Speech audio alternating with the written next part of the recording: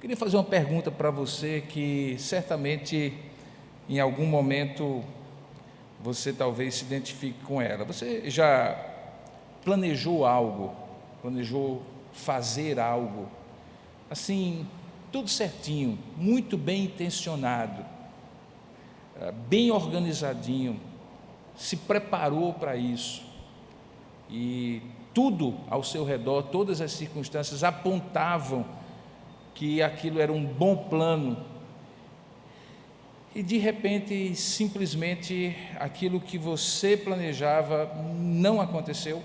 Você já passou por uma experiência assim? Eu já passei por algumas.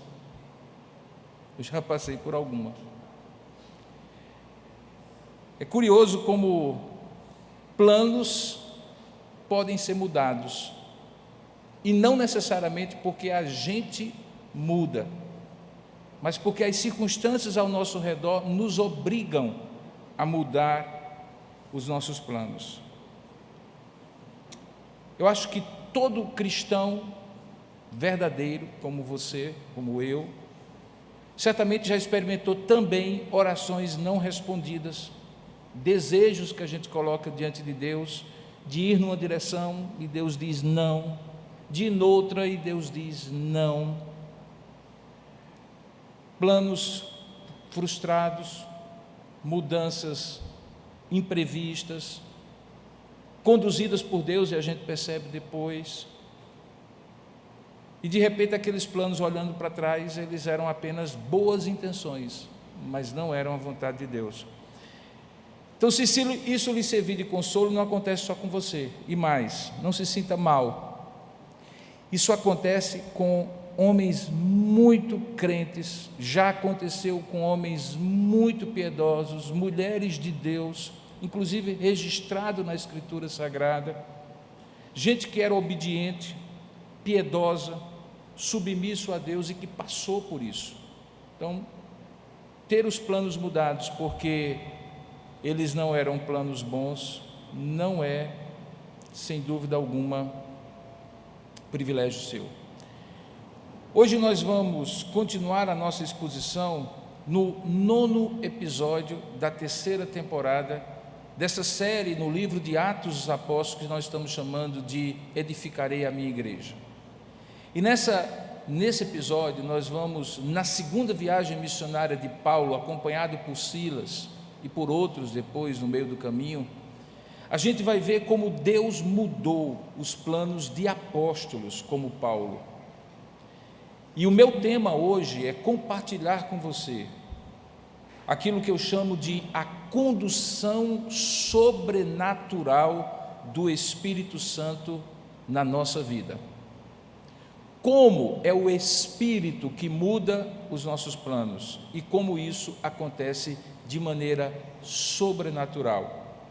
Como nós podemos aprender desse texto que se encontra em Atos capítulo 16, do verso 1 ao verso 12, e que eu lhe convido a abrir onde você estiver, seja aqui ou onde você estiver em casa, e juntos lermos, você que está aqui, se estiver sem Bíblia, acompanhando a Escritura Sagrada que está sendo projetada, ou na sua própria Bíblia, Atos dos Apóstolos, capítulo 16, do verso 1 ao verso 12. O tema é a condução sobrenatural do Espírito Santo, e que nós poderíamos completar dizendo a condução sobrenatural do Espírito Santo que muda os nossos planos. Atos 16, de 1 a 12. Diz assim a palavra de Deus, conforme está registrada, inspirada por Deus, por meio de Lucas. Chegou também, se referia a Paulo, chegou também Paulo a Derbe e a Listra. E havia ali um discípulo chamado Timóteo, filho de uma judia crente, mas de pai grego. Dele, de Timóteo, davam bom testemunho os irmãos na cidade de Listra e na cidade de Icônio.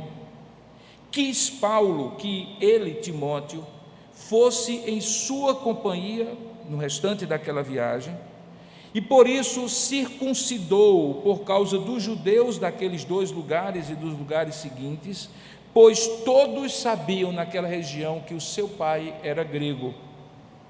Ao passar então pelas cidades, Paulo, agora acompanhado de Silas e de Timóteo, entregavam aos irmãos, para que as observassem, as decisões tomadas pelos apóstolos e presbíteros, conforme está em Atos capítulo 15, lá de Jerusalém. E assim, ao fazer isso, as igrejas eram fortalecidas na fé dia a dia, e dia a dia aumentavam em número. Percorrendo Paulo e os seus companheiros a região frígio-gálata, tendo sido impedidos pelo Espírito Santo de pregar a palavra na Ásia, eles, defrontando Mísia, tentavam ir para a região da Bitínia, mas o Espírito de Jesus não o permitiu. E então, tendo contornado Mísia, desceram à cidade de Troade. E à noite sobreveio a Paulo uma visão, na qual um varão macedônio estava em pé e lhe rogava, dizendo: passa a Macedônia e ajuda-nos. Assim que teve a visão, imediatamente procuramos partir para aquele destino, concluindo que Deus nos havia chamado para lhes anunciar o Evangelho. Tendo, pois, navegado de Troade, seguimos em direitura a Samotrácia, no dia seguinte a Neápolis, e dali a Filipos, cidade da Macedônia, primeira do distrito e da colônia. Que Deus abençoe a sua palavra lida. Amém. Curva a sua cabeça e peça que de maneira também sobrenatural o Espírito Santo conduza a nossa reflexão nessa noite. Vamos orar juntos. Ó Deus amado e querido Pai, nós louvamos e bendizemos o Teu santo nome, por entender que é privilégio imenso que o Senhor nos dá estar aqui, louvar o Teu santo nome e Te prestar culto, Pai. Louvamos o Teu nome porque não somos merecedores, mas fomos escolhidos por Tua graça e misericórdia, como Teu povo, objeto do Teu amor e graciosamente chamados por Ti pela pregação do Teu Evangelho. E quando nos reunimos como estamos agora, junto com o Teu povo, nós Te adoramos, porque Tu és digno de receber toda a honra, glória e louvor, conforme nós cantamos, já lemos e oramos a Ti. E nesta hora em que vamos ouvir a Tua voz, sim, Pai, porque temos convicção de que o Senhor tem algo a nos dizer nesta noite, pedimos, silencia o nosso coração de outras vozes, de qualquer distração, e nos permite ouvir de maneira clara e inequívoca como o Senhor conduz sobrenaturalmente pelo Teu Espírito a vida de servos Teus. Que isso seja aplicado ao nosso coração e ao final dessa mensagem, tendo ouvido a Tua voz, a nossa fé tenha sido fortalecida e a nossa obediência refocada em Ti e em Ti somente. Fala conosco, abre o nosso coração, retira tudo que não Te agrada e usa-me na Tua misericórdia e graça, porque eu também preciso ouvir a Tua voz enquanto falo o que Tu puseste no meu coração ao Teu povo. É assim que nós Te oramos, em nome e para a glória do Senhor Jesus. Amém. Assim que eu me converti, por volta do ano de 1980, eu tinha 15 anos e alguns meses, na verdade 15 anos e um mês de vida. Eu conheci a obra de um irmão chamado Irmão André. Eu não sei se você já ouviu falar sobre ele. Ele escreveu um livro chamado O Contrabandista de Deus. Eu acho que ainda hoje esse livro existe, mas é um livro bem antigo. A história que me chamou a atenção, inclusive pelo título, O Contrabandista de Deus, porque obviamente aqui tem uma provocação, né? Quando a gente ouve a palavra contrabandista, a gente pensa em droga, em armas, em tráfico, coisas negativas. Como é que alguém poderia ser o contrabandista de Deus? É na verdade o testemunho do irmão André, que tinha um ministério bem peculiar. Na época da Guerra Fria, quando havia cortina de ferro e havia países que estavam sob a influência do bloco da União Soviética e outros do lado de cá, no ocidente da Europa, sob a influência do mundo capitalista, do mundo ocidental, havia uma linha imaginária, mas verdadeiramente de ferro, que impedia o livre trânsito das pessoas de lá para cá e daqui para lá. Eu me recordo que em 86, o Muro de Berlim, o famoso Muro de Berlim, caiu em 89, em 86 eu tive a oportunidade de receber uma bolsa de estudo e passar um tempo na Europa, na Inglaterra e depois na Europa. E eu não tive a oportunidade, apesar de ter conhecido vários países, de cruzar essa linha chamada cortina de ferro. O que o irmão André entendia é que aqueles irmãos que estavam ali, proibidos de ter a Bíblia no seu próprio idioma, de veicular a sua fé, de compartilhar e vivenciar a sua fé, poderiam e deveriam ser apoiados do lado de cá. E a maneira como ele entendeu o chamado de Deus era pegar o seu Fusquinha, sim, era um Fusquinha, um Volkswagen, encher o porta-mala de Bíblias e, de fato, contrabandear Bíblias para o outro lado da cortina de ferro. Não era permitido fazer isso. Então ele enchia o carro e atravessava, às vezes em Berlim e outros pontos, para distribuir Bíblias a irmãos que nos subterrâneos da sociedade daqueles países eram crentes em Jesus Cristo. A história é interessantíssima porque conta relatos assim incríveis de como Deus cegava, literalmente, é esse o termo que tem lá no texto, no livro, a visão dos guardas de fronteira, para que, mesmo existindo caixas ali no porta-mala, e o porta-mala do Fusca, quem já teve sabe, não é essa coisa toda, de grande, nos bancos atrás, eles não conseguiam ver as Bíblias, e as Bíblias chegavam às pessoas ali.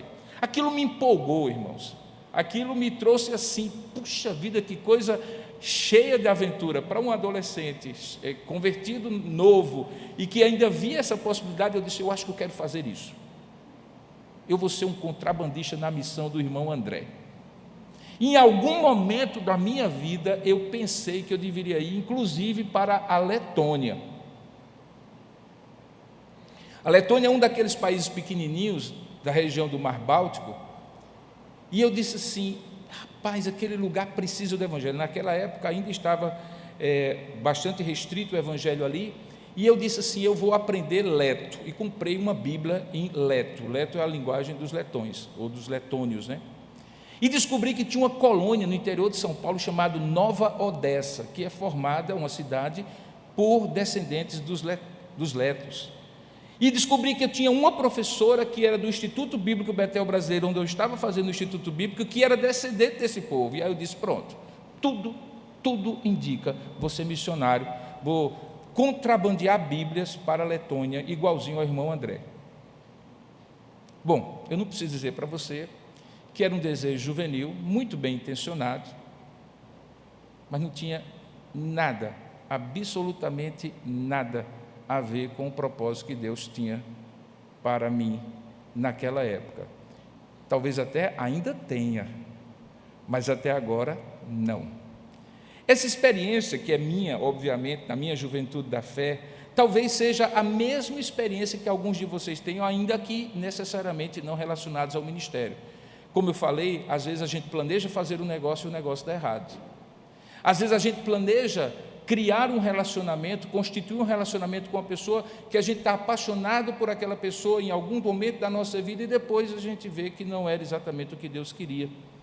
Às vezes a gente pensa em fazer uma mudança de ordem profissional e Deus conduz de maneira sobrenatural numa direção completamente diferente. Às vezes isso causa revolta, tristeza, indagação, a gente fica confuso, mas algumas outras vezes há lições preciosas que nós podemos aprender e devemos aprender a partir da Escritura Sagrada. Se você olhar direitinho nesse texto, você vai ver que até o apóstolo Paulo passou por essa experiência. Pelo menos em dois momentos do texto que você leu, há duas expressões fortíssimas. Uma mais forte, quando diz que o Espírito Santo impediu que eles fossem numa direção para pregar a palavra de Deus, uma coisa absolutamente paradoxal. Se eles estavam ali para fazer isso, como é que agora o Espírito Santo estaria impedindo que eles fizessem aquilo para o qual Deus havia chamado? E no outro momento diz que quando eles também foram numa outra região, daqui a pouco a gente vai ter os detalhes, o Espírito Santo não permitiu, o Espírito de Jesus não permitiu que eles fossem naquela direção. A experiência de Paulo é uma experiência extremamente rica de um missionário, um homem de Deus, apóstolo do Senhor, que teve que aprender que na vida e na obra missionária existe uma condução sobrenatural, que não é humana, que não é lógica muitas vezes, que não é racional, mas que é divina. E que seja um apóstolo, seja um pastor, seja você uma pessoa que tem a sua vida profissional, sua família, sua trajetória de vida, é preciso que, se você é cristão, se você compreende que chamar Cristo de Senhor significa submeter-se à vontade dEle, então é bom que a gente aprenda com esse texto como é esta condução sobrenatural do Espírito Santo na nossa vida. Por isso eu lhe chamo a atenção ao texto novamente. Há uma das grandes discussões que os comentaristas do livro de Atos fazem, é se Paulo tinha tudo planejadinho, quando, por exemplo, ele escolhia uma determinada cidade para começar o ministério por ela, e essa cidade era a cidade mais desenvolvida da região, e a partir dela um centro difusor do Evangelho se constituía para que cidades menores pudessem ser alcançadas. Parece que Paulo tinha um plano muito claro de atingir uma cidade-chave para depois irradiar o Evangelho para a região. Parece também que o apóstolo Paulo tinha um plano de, em cada cidade, começar pelo lugar onde lhe era mais natural estar, a sinagoga. Ele era judeu. Lembra de Antioquia da Pisídia? Primeiro sábado ele vai direto para a sinagoga. Lá ele prega o Evangelho, estava entre irmãos, ele traz o Antigo Testamento, que ele conhecia muito bem como judeu que era, e aplica a mensagem do Evangelho àquele texto. A partir dali, o Evangelho, a cidade se abre, por meio dos judeus, mas alcançando outros. Parece que Paulo tinha então um plano muito estabelecido, com algumas estratégias muito claras, mas também parece, em alguns momentos, que seja pela decisão do apóstolo Paulo, seja pela mudança da decisão do apóstolo Paulo, Deus é quem estava conduzindo de maneira sobrenatural aquele ministério. Fica claro, portanto, nesse texto e em outros, que o Espírito Santo havia mudado em alguns momentos aquele planejamento de Paulo. E essa condução sobrenatural do Espírito Santo é o que nos permite, então, chegar a pelo menos 3 conclusões a partir desse texto. Esse texto, da segunda viagem missionária de Paulo, talvez seja um dos textos mais notórios para que a gente perceba como Deus muda os planos de maneira sobrenatural na vida de um apóstolo e também na nossa vida. Perceba que, seguindo a ordem natural da narrativa de Lucas, que você leu e que nós vamos voltar para ela, fica muito claro que a condução sobrenatural do Espírito Santo faz com que o padrão das escolhas que Paulo faz não seja rígido, seja, na verdade, flexível, e a depender das circunstâncias ele decida de maneiras diferentes. Veja aí o verso 1 a 3. É dito que depois de entrar na Ásia Menor, pelos portões da Cilícia, nós vimos isso em episódios passados, uma entrada que diferencia essa segunda viagem da primeira, porque a primeira ele entrou pelo mar e aqui ele entra por terra. Diz que ele passa por 2 das últimas cidades que ele havia alcançado na primeira viagem, que é a cidade de Derbe e a cidade de Listra. Ali havia sido plantada 2 igrejas na primeira viagem. O texto continua narrando que quando Paulo chega ali, ele encontra um discípulo chamado Timóteo. Lucas descreve em poucas palavras quem era esse Timóteo. Diz que ele era filho de uma judia crente, mas era de pai grego. Provavelmente Timóteo era um jovem naquela época, por volta dos seus 20 anos de idade, talvez alcançado pelo primeiro ministério de Paulo, mas Paulo não o conhecia pessoalmente. Tanto é que ele precisava, diz o verso 2, para conhecer melhor, que pessoas lhe dessem bom testemunho daquele irmão. Diz o texto que dele davam bom testemunho os irmãos em Listra e Icônio, ou seja, provavelmente Paulo não havia conhecido antes. Em outros textos do Novo Testamento, nós somos apresentados a esse homem que vai ter uma importância muito grande em todo o Novo Testamento. A gente descobre em outros textos, por exemplo, que, na verdade, Timóteo era natural de Listra, que ele era bem jovem naquela época, que havia uma característica singular em sua história, era que a sua mãe Eunice havia casado com um homem que não era judeu. Essa era uma situação indesejada, na verdade, até mesmo considerada pelos judeus mais ortodoxos como uma situação ilegal, que contrariava a lei de Moisés, porque os costumes judaicos eram que judeus casassem com judeus.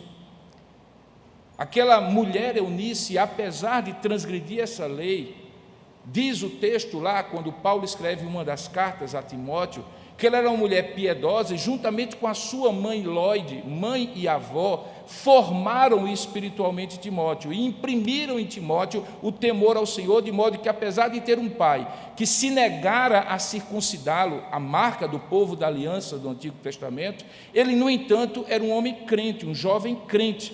Todos ali davam bom testemunho dele, e Paulo ouviu isso aí.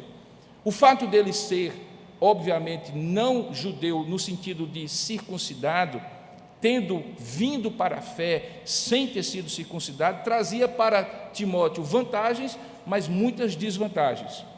Por exemplo, uma das desvantagens era que, se Paulo quisesse, como depois ele quis, levá-lo consigo, quando ele fosse para a sinagoga, Timóteo não podia ficar no lugar dos judeus, ele tinha que ficar no átrio separado, chamado um átrio dos gentios. Se você vai para uma sinagoga ainda hoje, há um lugar onde só os judeus ficam, homens, há um lugar onde só as judias mulheres ficam, e há um lugar onde você, que é gentil, pode participar do serviço em grande parte, mas não naquele lugar específico. Se você vai, por exemplo, a Israel e você encontra no Muro da Lamentação uma divisão, você vai descobrir que do lado esquerdo é os homens, do lado direito é as mulheres, e os gentios, quando frequentam alguma sinagoga em algum lugar de Israel, normalmente tem um lugar separado. Ora, Paulo tinha como uma das suas estratégias começar a evangelização na sinagoga, traria consigo um jovem Timóteo, não era circuncidado, diz o texto que todos naquela região conheciam que o pai dele era grego. A vantagem de ter um jovem cheio de vida, que dava um bom testemunho como companheiro de viagem, era desfeita, era tirada essa vantagem pela desvantagem que era ele não ser judeu. O que Paulo faz, diz o texto, que ele, imediatamente, para evitar uma afronta aos judeus que ele haveria de querer alcançar na viagem, ele circuncida Timóteo. Irmãos, isso parece um detalhe de só menos importância, mas não é. Há comentaristas dizem que Paulo errou ao fazer isso. Poucos, mas alguns dizem. Mas a grande maioria diz que Paulo não errou, mas ele tomou uma decisão heterodoxa, diferente daquilo que ele normalmente faria. Lembra que quando ele foi para o concílio de Jerusalém, ele levou consigo um homem chamado Tito, que vem a ser também companheiro de ministério dele, e era um homem circunciso, não era judeu.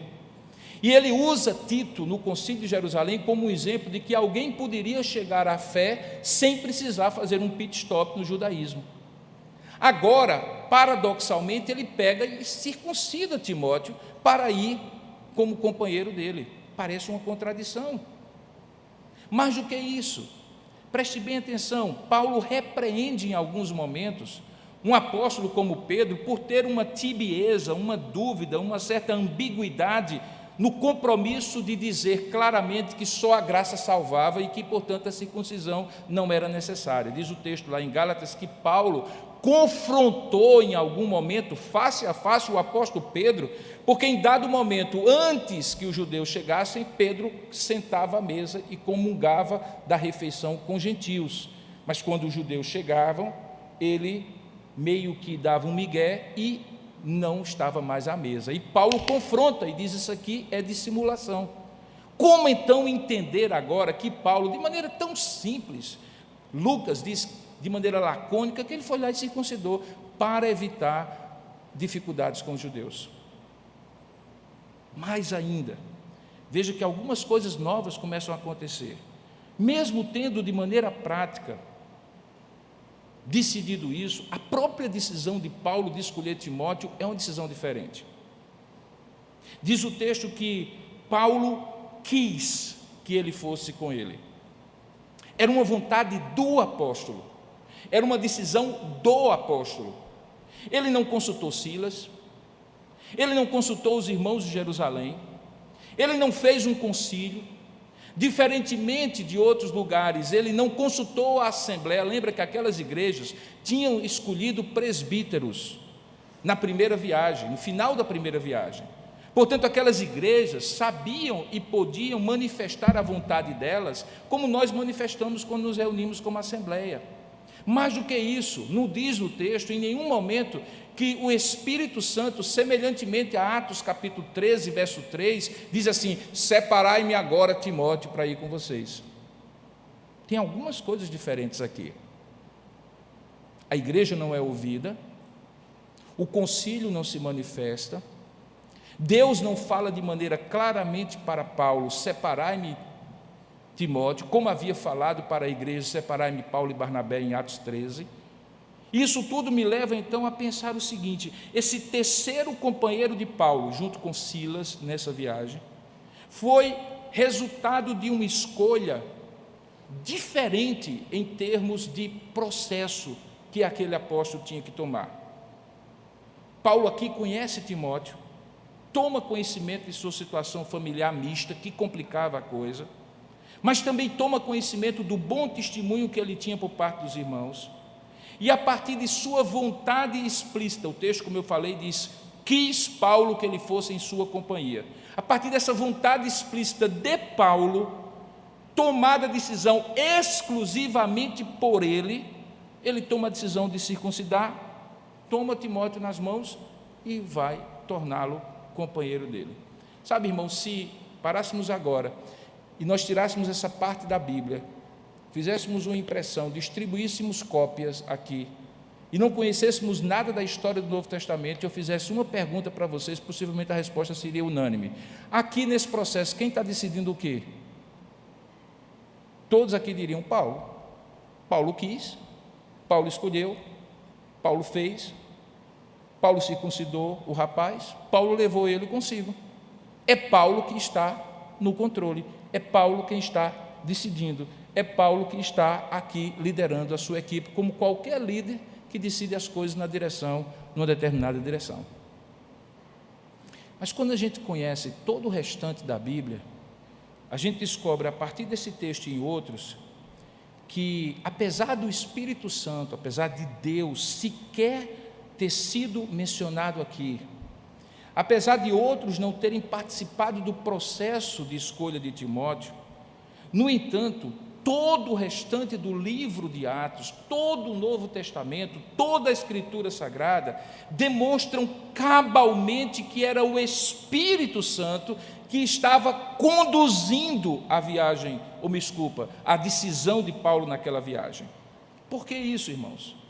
Porque Timóteo se torna, preste bem atenção, o nome mais citado em todo o Novo Testamento, depois do nome de Jesus, de Pedro e de Paulo. Nenhum apóstolo, mesmo um outro apóstolo, é mencionado tantas vezes no Novo Testamento como Timóteo. Mas aquela escolha foi tão acertada que Timóteo vem a ser, anos depois, o pastor substituto, o sucessor do pastorado da igreja de Éfeso, onde Paulo haveria de pastorear, depois dessas viagens aqui. Mas nenhum outro homem em todo o Novo Testamento recebeu 2 cartas pastorais diretas do apóstolo Paulo, quando no final do seu ministério, um pastor já velho, experiente, resolve dar conselhos a um jovem pastor. E quem é esse jovem pastor a quem Paulo dedica uma atenção tão especial e tão específica? Timóteo. E mais, nos próximos episódios você verá que, junto com Silas, Timóteo assume um papel fundamental nessa viagem, a ponto de, em alguns momentos, irmãos, Paulo ir pregar numa região e Timóteo e Silas ir pregar noutra, dividindo a equipe pastoral para atingir 2 lugares diferentes. Uma confiança que Deus dá a Paulo de confiar o ministério a Silas e a Timóteo, um rapaz de 20 anos talvez. Portanto, qual é a conclusão e o que é que eu deduzo disso? É que nem sempre o Espírito Santo dirá: separai-me, para que Paulo decida, para que as decisões de Paulo decidam, para que sejam tomadas, nem as dele, nem as minhas, nem as suas. Nem sempre pessoas serão consultadas para que você tome suas decisões, e nem sempre elas precisam ser tomadas de uma única forma, ou por meio de uma única circunstância que Deus o leva a tomar. Na verdade, aqui a gente aprende que Deus usa as decisões de Paulo e as de qualquer um como eu e você para cumprir os seus propósitos. A experiência cristã mostra que quando nós estamos alinhados em comunhão com o propósito de Deus, as decisões serão acertadas e o propósito se cumprirá. Mas, curiosamente, quando nós também estivermos desalinhados com Deus e motivados por outras razões que não sejam a glória de Deus e a obediência ao que Deus quer, mesmo assim, quando houver outras interferências que me façam, lhe façam e eventualmente faça outro homem de Deus tomar uma decisão, mesmo a decisão errada, de alguma maneira, conduzirá ao propósito de Deus, porque Deus cumprirá o seu propósito. Nenhum dos teus planos, dizia Jó, poderá ser frustrado. O propósito de Deus não cai por terra, mesmo que seja por meio de uma decisão errada de alguém, porque Ele haverá de tornar essa decisão errada cumprimento de um decreto e de uma decisão anterior, que já previa e tinha decretado que aquela decisão errada conduziria a este propósito. Muitas vezes Ele faz isso para ensinar a cada um de nós por meio daquela decisão errada, para nos humilhar, para quebrantar o nosso coração, para nos ensinar a depender mais dEle. Enfim, Ele sempre conduzirá sobrenaturalmente a sua obra, porque este Deus é o Senhor do tempo, é o Senhor da história, da igreja, da missão, da vida de Paulo, da vida de Timóteo, das igrejas ali envolvidas, da minha vida, da sua vida, enfim, de tudo. Paulo aprende, e eu aprendo com Paulo, que eu não preciso sempre que o Espírito Santo me diga: separai-me agora, Paulo e Barnabé.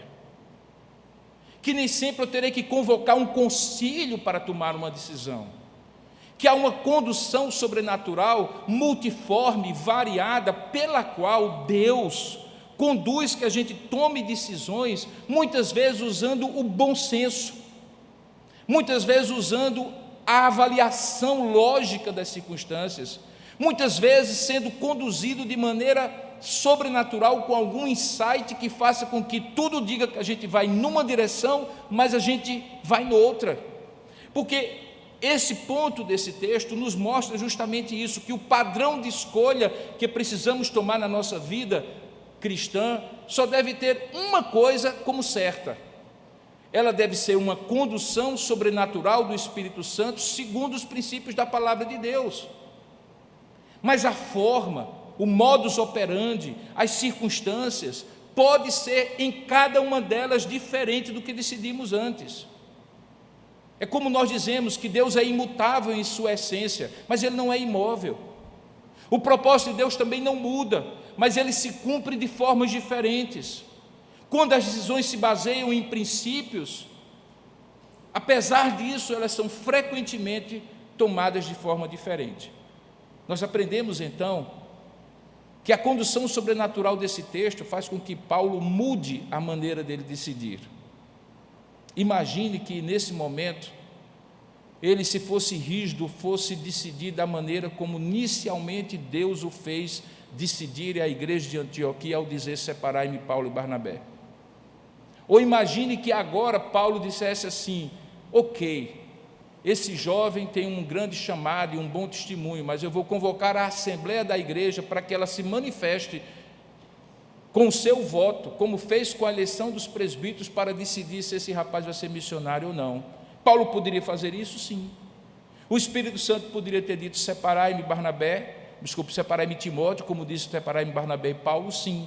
Mas esse texto nos mostra que quando Paulo diz quis Paulo, quando Lucas registra quis Paulo levá-lo consigo em sua companhia, Deus estava usando a vontade humana de Paulo para cumprir o propósito que ele tinha na vida de Timóteo, na vida de Paulo, na vida das igrejas assim. Por que isso? Porque quem conduz é o Espírito Santo, não é a vontade humana. Quem conduz não são cânones humanos, regrinhas quadradinhas, sempre da mesma maneira e da mesma forma. Nós temos princípios, como veremos, e esses princípios se aplicam de maneira correta e específica para cada circunstância. Segunda coisa que fica muito claro, a condução sobrenatural do Espírito Santo. É quando, diferentemente do que eu falei agora, a condução sobrenatural do Espírito Santo se revela em simplesmente manter o que foi planejado. Veja agora o verso 4 e 5. É dito o seguinte, no verso 4: ao passar pelas cidades, entregavam aos irmãos as decisões tomadas pelos apóstolos e presbíteros de Jerusalém com um propósito, para que as observassem. O concílio tinha se reunido em Atos 15, eles foram enviados para aquela região da Ásia Menor, para confirmar a igreja, traziam debaixo do braço o edito, a conclusão, a decisão do concílio, e em cada igreja eles liam aquela decisão e comunicavam qual tinha sido a decisão. Este era o plano original, e Paulo manteve o plano original, mesmo incluindo de maneira heterodoxa Timóteo na equipe. O que é que diz o texto no versículo 5? Que por conta dele manter o plano original, as igrejas eram fortalecidas na fé, no conhecimento da verdadeira doutrina, na apreensão do conhecimento de Deus e na vivência com Deus, e dia a dia aumentavam em número. Sabe, irmãos, esse era exatamente o plano original da igreja. Lembre que Paulo estava mantendo esse plano conforme havia sido planejado. Aquilo era uma viagem de confirmação pós-concílio de Jerusalém, para trazer um alinhamento doutrinário, para trazer paz, para trazer comunhão entre a igreja mãe em Jerusalém e as igrejas que tinham sido fundadas. E Paulo vai seguindo nessa linha, cumprindo o plano estabelecido. E a maior prova de que Deus estava abençoando ele manter o plano conforme havia planejado, é que há um desenvolvimento, uma bênção qualitativa. Veja, diz o texto, as igrejas eram fortalecidas na fé, se aprofundavam no conhecimento de Deus, mas também era uma bênção quantitativa. Veja que diz, e dia a dia essas igrejas aumentavam em número, conforme era esperado. E por que era esperado? Porque era uma viagem de confirmação da fé, para fortalecer a igreja e permitir que essa igreja continuasse crescendo. Como eu costumo dizer, fazer mais do mesmo, quando mesmo hoje ou depois, é cumprir a vontade de Deus, também é uma condução sobrenatural do Espírito Santo. Eu não tenho que inventar moda. O que deu certo ontem pode ser o que vai dar certo hoje. E há um agir sobrenatural naquilo que é natural. Há uma ação divina nas coisas ordinárias da vida, irmãos. Há uma ação divina nas coisas corriqueiras, cotidianas, feitas no reino de Deus. Quando elas estão baseadas em princípios, mantenha o plano. Só mude se Deus conduzir sobrenaturalmente noutra direção. Mas se o certo, segundo a palavra, é ir nessa direção, e esse era o plano que Deus colocou para você, siga este plano, porque Deus estará conduzindo sobrenaturalmente. Como eu costumo dizer, rotinas, hábitos espirituais, tradições espirituais, se forem instruídas por Deus, se não forem criação de homens, não são meras repetições vazias e destituídas de valor.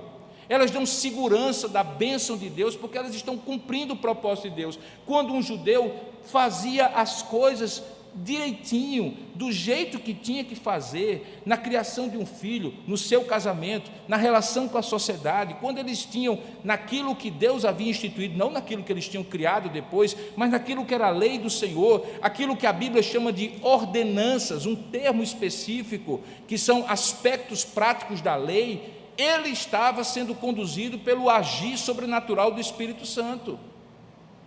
Não é só o extraordinário, o inventivo, a novidade que faz com que a gente perceba o Espírito Santo. Manter um hábito, para pensar aqui em nós, de ao domingo, no dia do Senhor, você se apresentar diante de Deus e fazer exatamente aquilo que nós fizemos, dentro da liturgia que nós propomos, de nos apresentar diante de Deus de louvar e adorá-lo, depois confessar os nossos pecados, ouvir a palavra, consagrar a Deus as nossas vidas, esse ritual não é necessariamente alguma coisa ordinária e sem valor. É no ordinário que Deus age sobrenaturalmente, conduzindo a nossa vida. Por isso que Paulo mantém o plano. Então, quando no ponto anterior, quando eu enfatizei a decisão diferente de Paulo na escolha de Timóteo, pode ser que tenha ficado na sua mente alguma dúvida, se não existe algo objetivo que ancore a sua vida, e que essa condução sobrenatural do Espírito Santo é deixar o Espírito lhe levar. Não, quando eu estava preparando esse sermão, que está escrito aqui na minha frente, eu estava em oração e crendo, estudando de maneira diligente para que o Espírito conduzisse a interpretação do texto e me permitisse registrar aquilo que Deus quer que Deus fale ao seu coração. E isso é condução sobrenatural do Espírito Santo. Eu não posso fechar e dizer assim: vamos ver o que o Espírito vai dizer agora. Fala aí, irmão, por favor. Fala aí alguma coisa, porque hoje o culto vai ser diferente. A gente vai começar celebrando a Santa Ceia. E vamos fazer o seguinte: eu vou ficar de costas para vocês e vocês vão ficar aqui de frente. E a gente vai fazer o seguinte: ao invés de vinho, a gente vai fazer Coca-Cola, porque a gente quer ser contemporâneo. Não, irmãos, isso não é condução sobrenatural. Isso é falta de ordem e de decência, falta de ordenamento baseado em princípios. Quando nós adoramos primeiro e confessamos o pecado depois, é porque existe uma lógica por trás disso. Quando nós quebrantamos o nosso coração, nos preparando para ouvir a palavra de Deus, é porque existe uma ordem de Deus, um princípio litúrgico por trás disso. Então, quando Paulo mantém o plano, e de acordo com aquilo que ele havia estabelecido e Deus tinha colocado no seu coração de fazer uma viagem de confirmação, ele mantém o plano de confirmar a igreja. E o que é que Deus faz? Deus confirma o plano dele, como diz o Salmo 90, confirma, Senhor, a obra das nossas mãos. E Deus então põe a mão dele sobre a mão de Paulo e faz as igrejas se fortalecerem na fé e crescerem, porque a condução sobrenatural do Espírito Santo também acontece quando a gente mantém o curso de ação planejado conforme estava desde o início. Quando você olha a maneira como Deus conduz a sua obra, é preciso a gente entender que sobrenatural, portanto, não é a gente deixar que o Deus me disse agora, Deus me disse depois, não, Deus falou meu coração para lhe dizer, meu irmão, não, porque Deus me deu essa revelação, Deus me deu essa visão, Deus me deu esse sonho, é que isso é sobrenatural. Há uma sobrenaturalidade em homens pecadores e mulheres pecadoras como você, uma vez revestidos do poder de Deus e da graça de Deus, sermos conduzidos diariamente pelo Senhor. A rotina, o hábito, o uso diligente dos meios de graça, o conhecimento da palavra, uma vida de piedade e de oração, um compromisso em dar glória a Deus em todas as áreas da vida, são meios pelos quais Deus age de maneira sobrenatural na nossa vida. Até quando estudamos a doutrina da providência, nós chamamos de providência ordinária aquilo que costumeiramente Deus faz, quando provê nossas necessidades, quando protege a nossa vida e quando direciona a nossa existência e nossas decisões. Mas a mesma palavra providência é usada quando é dito que ela é uma providência especial ou extraordinária, que alguns teólogos chamam de milagre. Se teologicamente não é correto dizer que a cada dia Deus está fazendo milagre, mas é correto dizer que a cada dia Deus está agindo de maneira sobrenatural no ordinário da nossa vida. Você vai lá, acorda cedo, mais do que todo mundo, trabalha diligente, ganha o pão com o suor do seu rosto, compra, é prudente, é previdente, usa bem o seu dinheiro, administra bem seus recursos, não lhe falta o pão sobre a mesa. Quem é que está fazendo isso, irmãos? É você, mas é Deus por seu intermédio, usando os meios ordinários para sustentar a sua vida. E quando isso que você fizer não for suficiente, por circunstâncias que você não controla, Deus, pela sua graça, agirá de maneira miraculosa, lhe dando além daquilo que você pede, espera e suplica ao Senhor. E aí sim, é uma condução sobrenatural extraordinária. Aqui Paulo tinha uma condução sobrenatural que poderia até levá-lo a tomar uma decisão diferente em relação a Timóteo.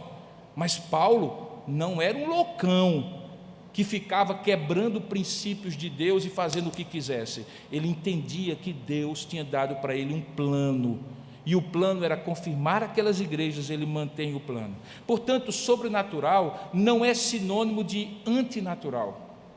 Extraordinário não é sinônimo de anti-ordinário.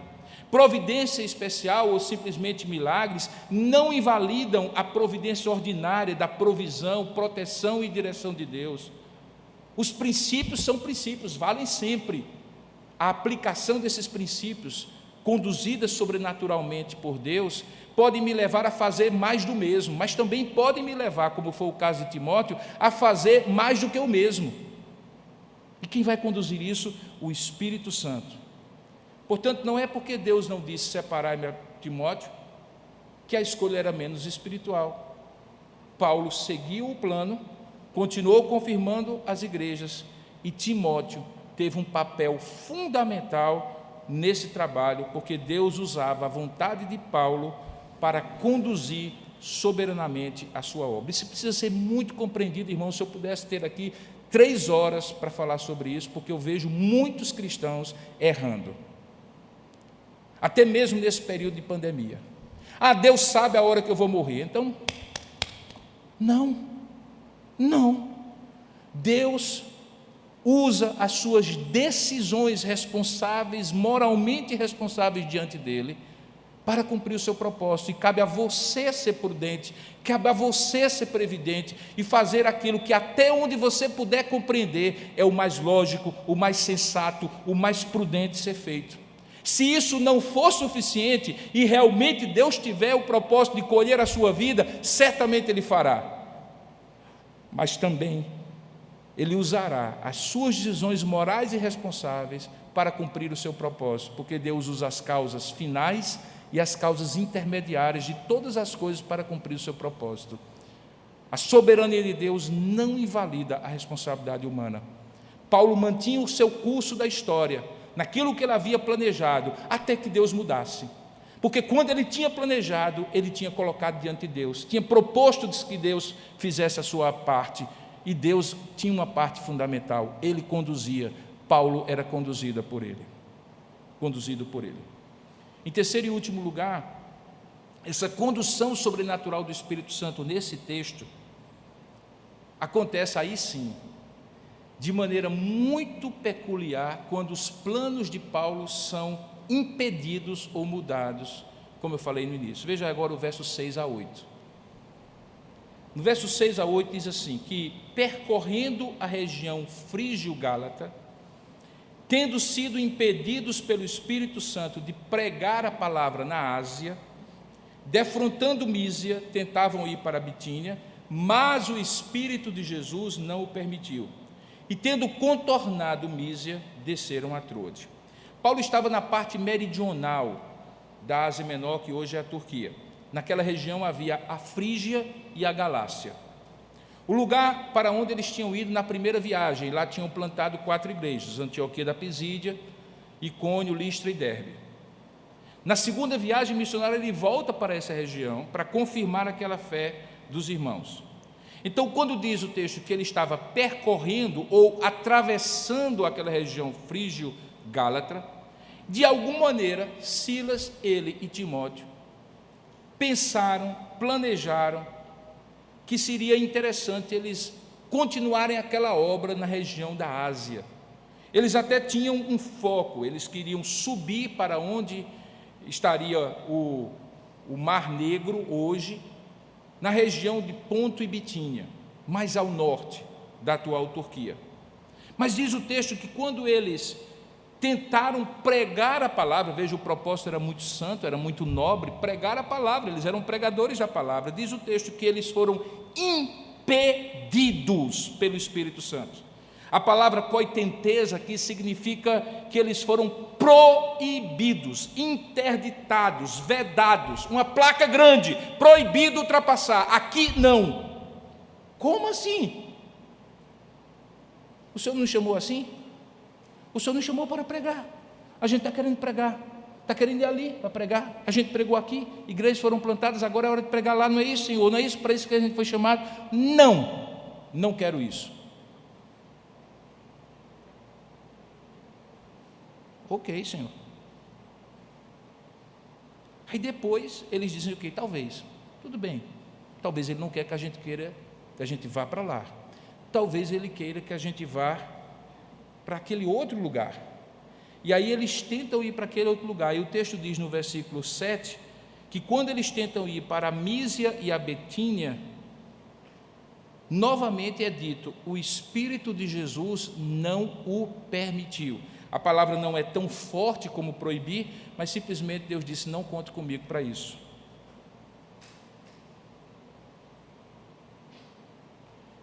O verbo não permitir ou proibir indicava que os planos de Paulo precisavam mudar. De maneira incisiva, cabal ou de maneira simplesmente mais suave, o que Deus estava dizendo, por meio das circunstâncias, era muito simples. Paulo, aqui não. Mas como, Senhor? Por que Deus faria isso? A resposta está no verso 8, irmãos, e o contexto nos ajuda. Diz que quando eles, enfim, desistem de tentar algo que Deus não queria, ou seja, de ir contra a vontade de Deus, porque Deus não queria, ficou muito claro, eles contornam a região da Mísia e acabam numa cidade de Troade. Quando você olha o mapa, Troade é uma cidade litorânea de frente para o mar Egeu. Eles estavam dentro do continente, pensando em alcançar cidades dentro do continente. Deus faz com que eles arrodeiem e chegam numa cidade litorânea chamada Troade.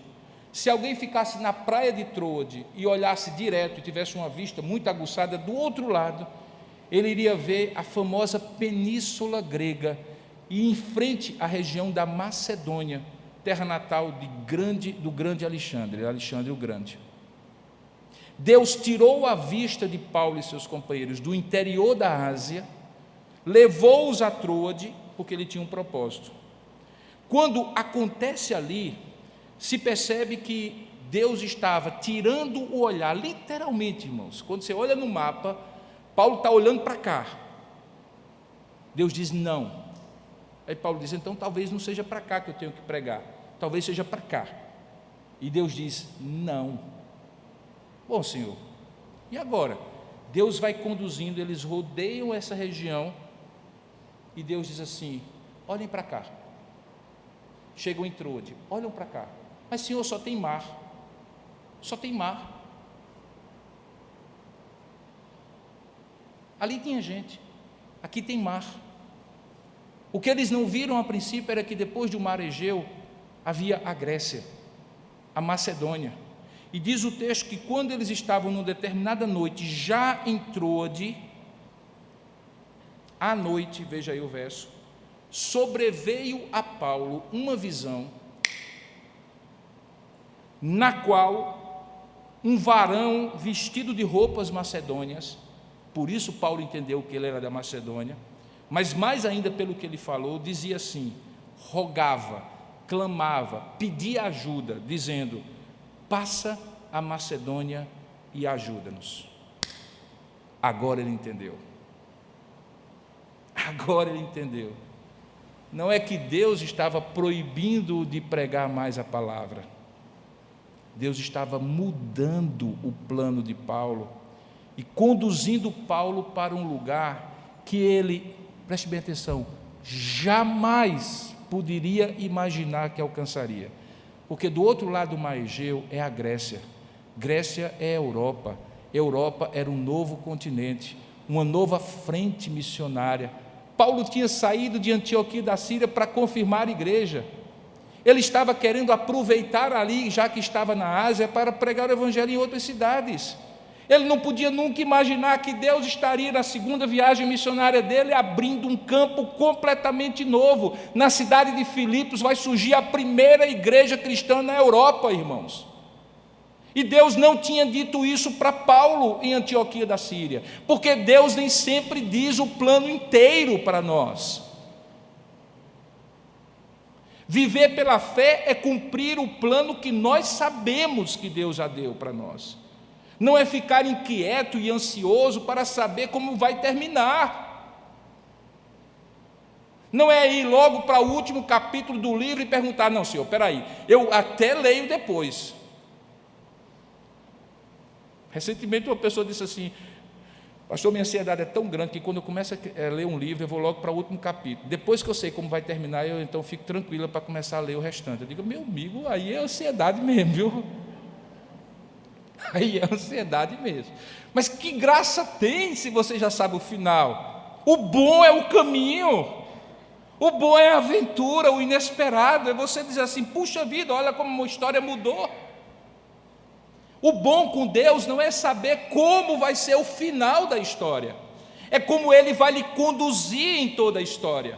Andar pela fé é confiar que Ele muda planos, mas os planos dEle são melhores do que os meus melhores planos. Paulo dizia assim, bem intencionado, eu vou alcançar o ponto, a Bitínia, a Mísia, olha só, coisa maravilhosa, faz todo sentido, aqui eu fecho toda a Ásia, de repente a Ásia Menor aqui, a Turquia inteira vai ser evangelizada, talvez no futuro eu passe para outros lugares, mas é bom ter foco, né? É bom ter lugar aqui, olha, faz todo sentido aqui.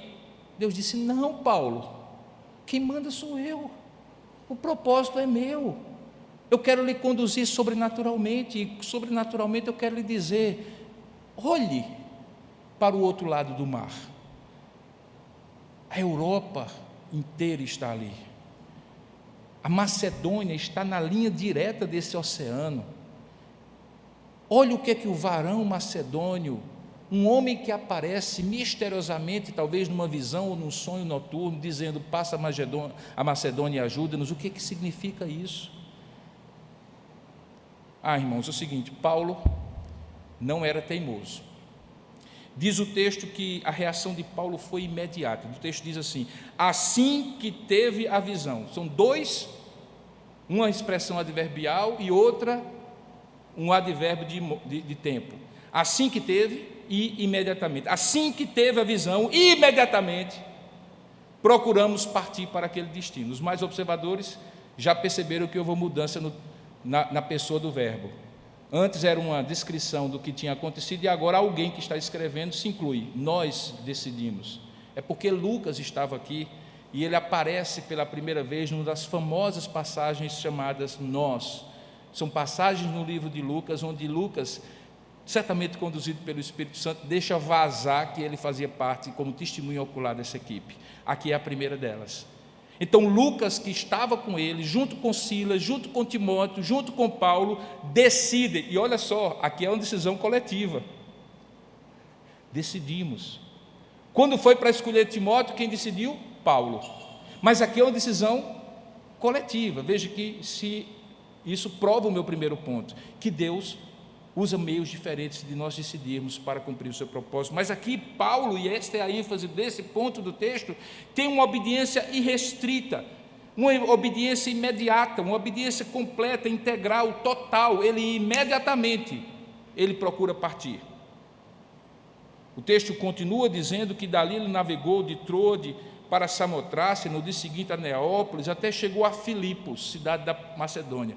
E olhe onde é que ele foi parar. Diz que o texto diz que Filipos, cidade da Macedônia, era a primeira do distrito e colônia. Deixa eu chamar a sua atenção para isso. Não diz primeira do distrito da colônia.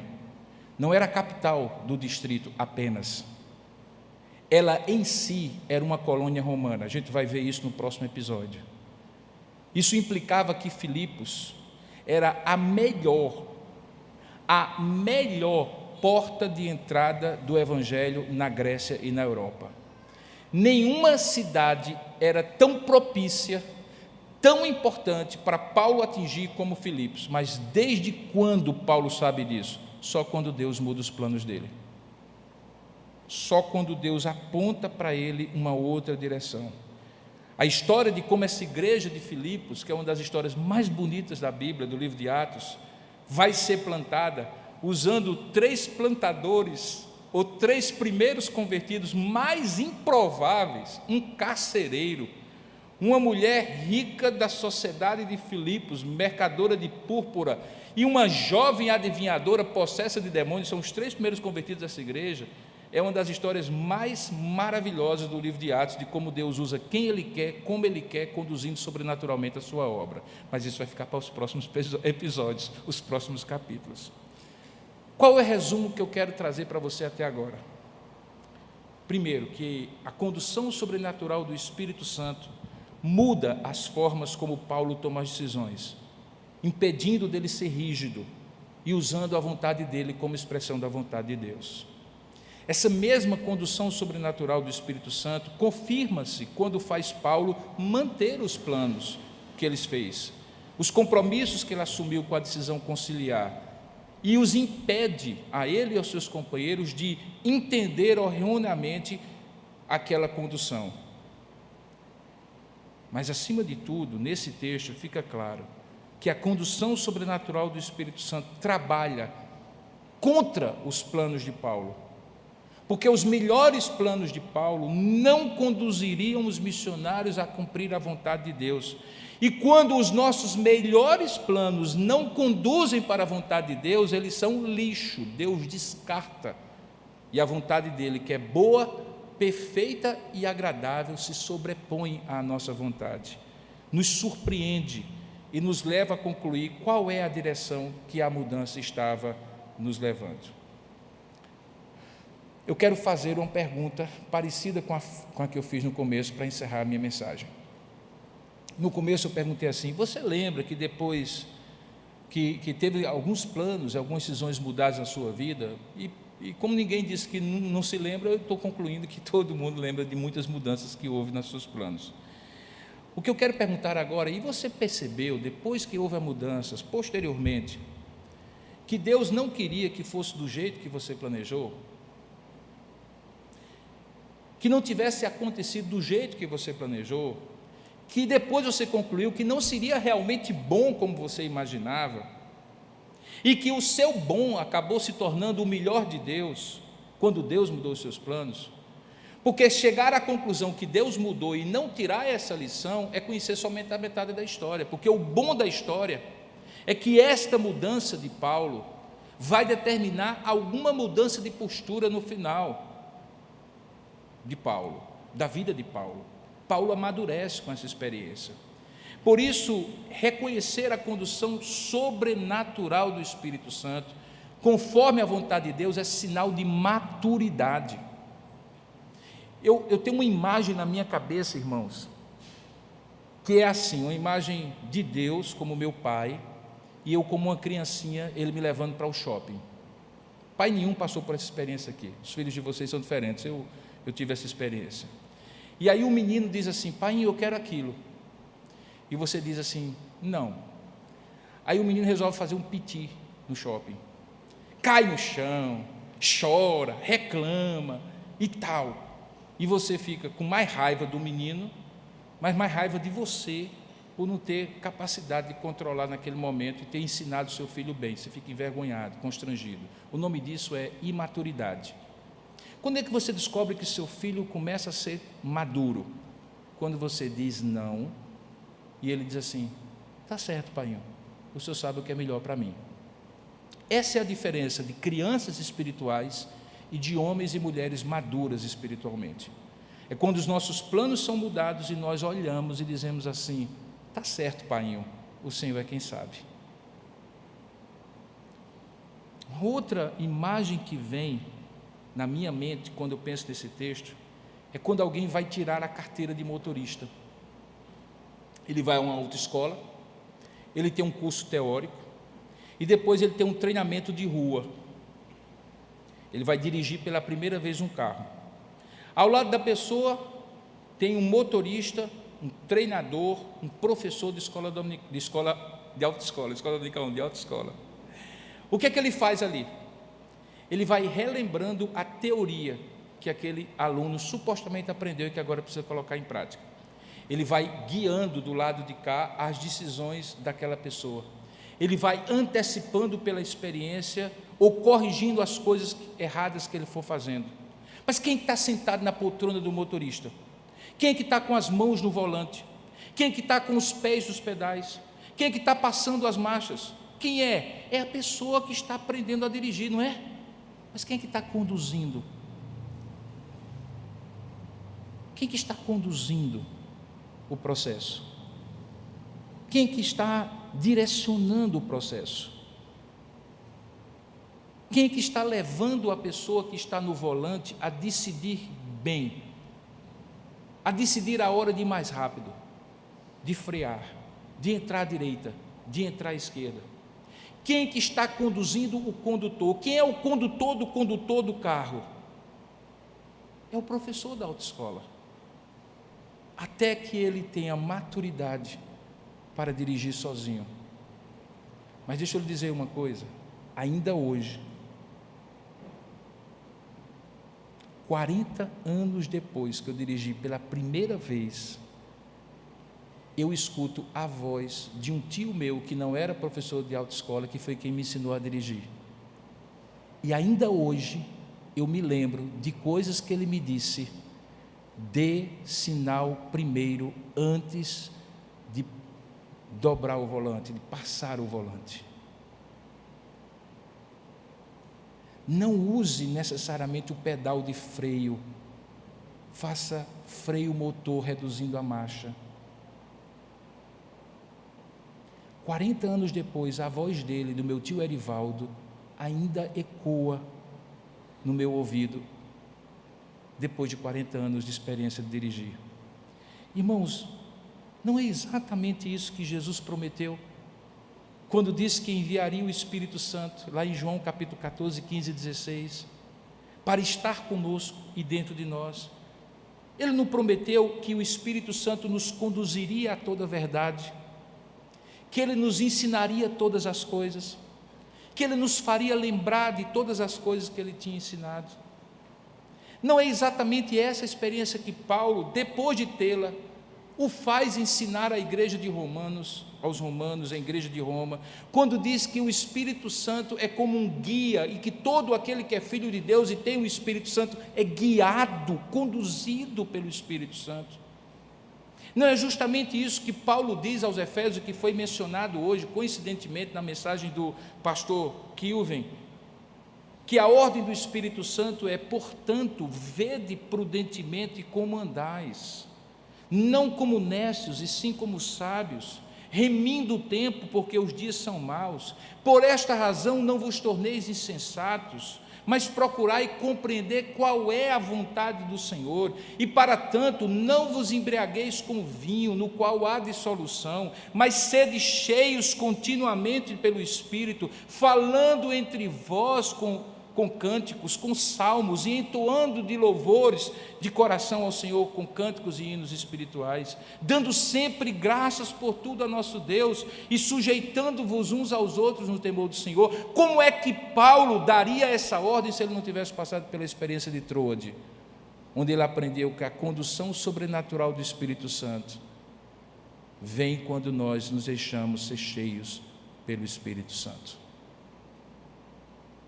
Portanto, se em algum momento da sua vida, hoje ou no futuro, Deus mudar seus planos, pare e diga assim: Senhor, és tu? Senhor, és tu? Para onde o Senhor quer que eu me conduza? É para eu frear agora? Ou é para eu acelerar? É para eu entrar à direita ou para eu entrar à esquerda? Eu mudo de marcha, Senhor? Eu paro o carro e espero a próxima instrução? Irmãos, a vida cristã não é outra coisa a não ser a condução sobrenatural do Espírito Santo na sua vida, usando a palavra e as suas experiências com Deus em perfeita harmonia, para que você se torne um discípulo maduro de Jesus Cristo. Essa condução sobrenatural está disponível e precisa ser vivenciada não apenas por apóstolos e pastores, mas por você também. Que Deus o abençoe e você tenha essa experiência gloriosa de continuamente ser conduzido de maneira sobrenatural pelo Espírito de Deus. Vamos orar por isso e pedir isso ao Senhor? Então curva a sua cabeça, feche os seus olhos e oremos ao Senhor. Ó Deus amado e querido Pai, a nossa tendência, Senhor, é sermos conduzidos pelo nosso coração. E o nosso coração Tu conheces muito bem. Ele é enganoso e desesperadamente corrupto. Quando acertamos, Ele nos diz que nós somos autossuficientes e devemos fazer sempre da mesma maneira, porque sempre dará certo. E deu certo, porque nós decidimos certo. Quando dar errado, Senhor, o nosso coração nos acusa e Te acusa de não ter impedido de que desse errado. E nos coloca contra o Senhor, quando na verdade nós decidimos com o nosso coração.